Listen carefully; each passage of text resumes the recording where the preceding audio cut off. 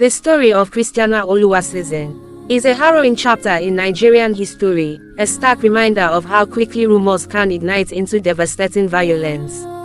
To tell her story with the depth it deserves is to look beyond the clinical facts and see the humanity that was lost that afternoon in Gombe.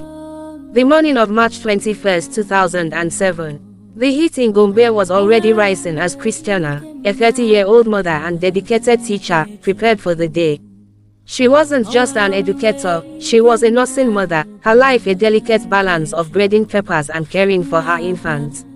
At Government Secondary School, Gandu, the atmosphere was thick with the nervous energy of students sitting for their Islamic religious knowledge (IRK) exams. Christianah was known for her discipline. When a female student attempted to bring a bag into the examination hall, a clear violation of the rules meant to prevent cheating, Christianah did what any invigilator would do. She confiscated the bag and tossed it outside to keep the hall secure. She couldn't have known that a single, mundane act of school discipline would be the catalyst for her end. The students began to wail, claiming a copy of the Quran was inside the bag. In a flash they exchanged. The cry of Allahu Akbar didn't rise as a prayer, but as a battle cry. The transformation was terrifyingly swift. Children, boys as young as 12, were suddenly possessed by a mob mentality.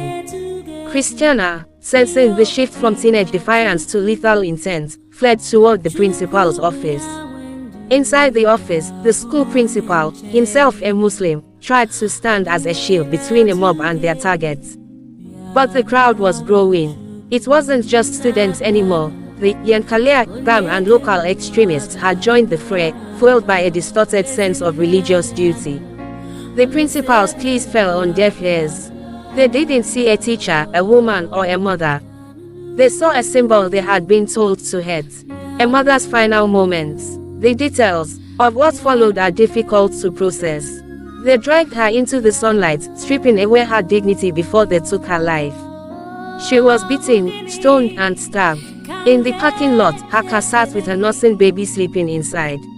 As the mob moved to touch the vehicle, with the intent of ending two lives, a lone, good Samaritan managed to snatch the child from the seat moments before the car was engulfed in flames. Christianah was gone, and the smoke from her burning car and the school's library rose into the Gombe sky, marking a permanent scar on the community.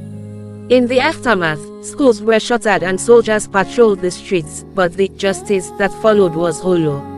While arrests were made, the legal process stalled, the suspects were eventually released, and the names of the perpetrators faded into the background.